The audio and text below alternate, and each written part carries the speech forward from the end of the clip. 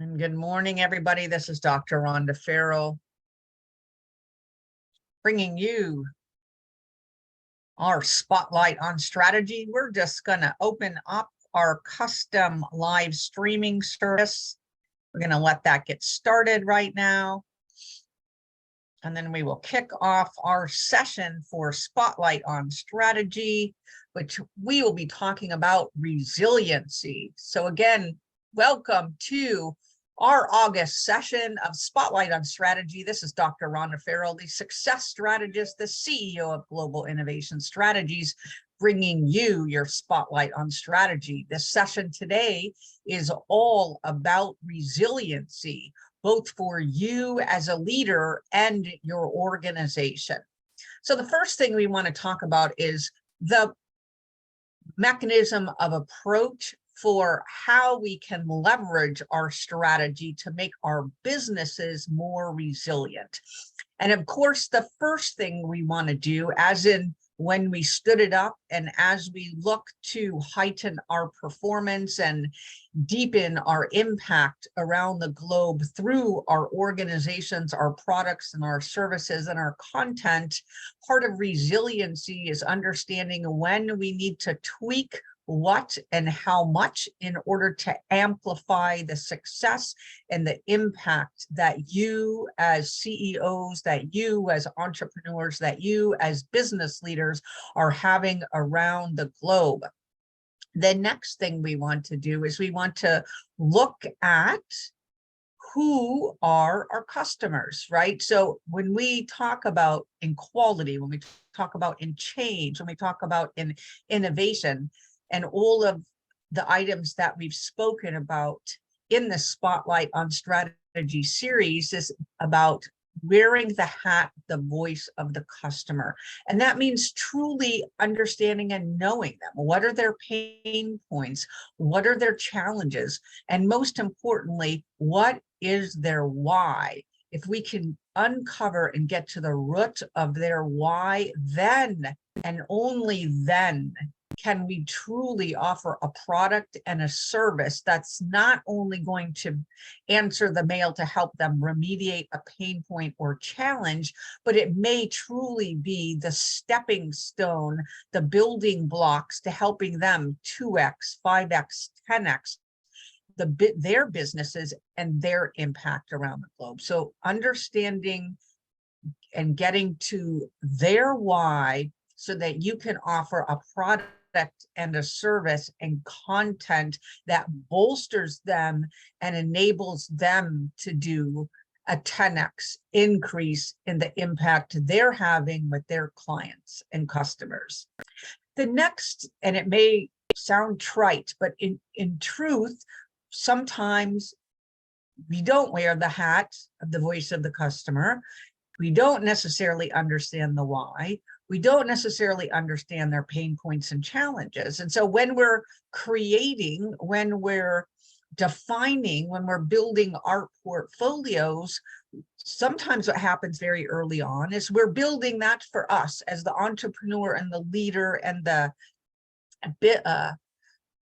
senior executive who knows from their experience base, who's seen something in action, but in totality, in reality, it still may not answer the mail for the niche of customers and clients that we truly want to serve. So we need to really understand and create from a product offering, from a thought leadership perspective, from a content perspective, what truly resonates with the niche we want to serve. Where are they with understanding their why? Where are they in implementing their what and with whom and for how much? What issues are they experiencing along their journey to 2x, 5x, 10x, and more expansion in their particular business niche? And are creations from a service, a product, a content, or a thought leadership perspective able to reach them and enable them to greater success? So two very questions. one, are you wearing the voice of the customer hat? And two, have you niched appropriately for the type of product, services, and content you want to deliver? Or are you taking a shotgun approach and say, this may resonate with that, et cetera, right? Using your own background, right? So it's two different things. One, I'm going to use what I know, what I've built, what I've created. I've done a sampling. Yes, there's value add. Yes, there's impact. Yes, I can offer this. But have we niched and created the channels and the content to reach the strata of the customer and client that's most important to our success and who we in turn can help make most successful? So one, know your customers, wear the voice of the customer hats. Two, create only that which resonates with that niche. We don't need to go overbroad at first, right? You do not need to gather the net of hundreds of thousands, et cetera. What you need to do is create the snowball effect and be able to reach the most promising customer and client in your niche with a product, service, or content offering, and have them say yes and have them continue on the journey. Then we learn, what did you like? What could we do better? What do we need to tweak and pivot and optimize in order to go forward? So know your customer, create that which resonates with that preferred niche. That could be content, that could be the channels you use, that could be the messaging mechanisms you use, that could be how you tell the story, that could be strategic insertion in their journey. Does that need to be a static piece of content? Does that need to be a dynamic piece of content? Does that need to be a workshop?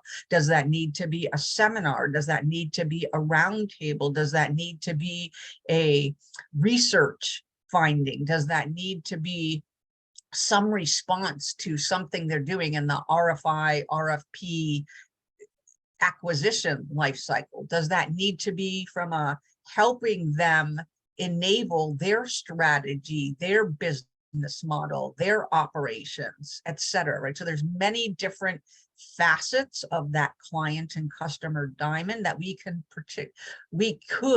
help them with, right? So your niche and your product and service portfolio is going to have at a high level the pick list for what you want to offer, but I would say don't leave opportunity on the table. As soon as you get a customer, as soon as you get engaged in what they're doing, where they're at, how you can help them, understand how you can add more value. What does that look like to them? And the more you can gather that information and intelligence from your client and customer base, the better your portfolio of offerings will be for the rest of the clients and customer that will materialize along your journey.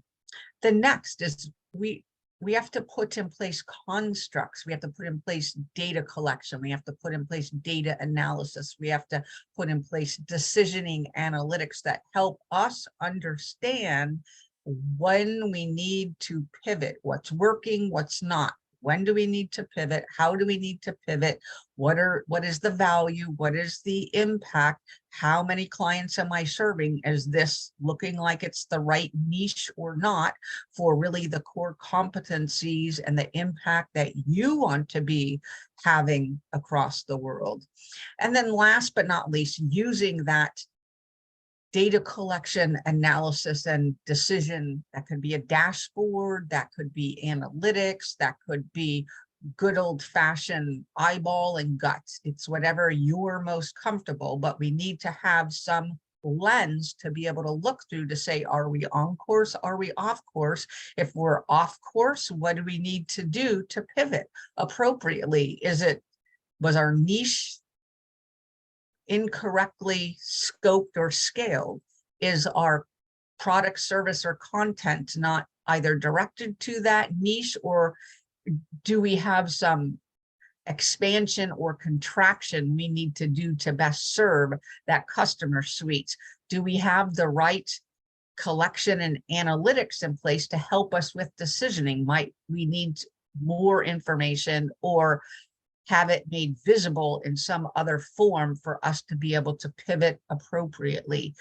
Is there new mechanisms to create content and to generate value in this day and age of chat GPT, analytics, etc., right? So how are we leveraging the technology and the processes that AI and chat GPT, etc., are enabling for us in service to our preferred niche? And through the lens of the voice of the customer, will it help us enhance and operationalize their why? Will it help us enhance the product and the service scope? Will it help us enhance the content we're creating in service to that customer set? Again, through the lens of voice of the customer. Is there perceived value? Are we increasing their capabilities? Are we enabling their success? And then next, if you're ready to go to the next level of success, what would it take you to 10x? I will invite you today to read a new book out by Dan Sullivan.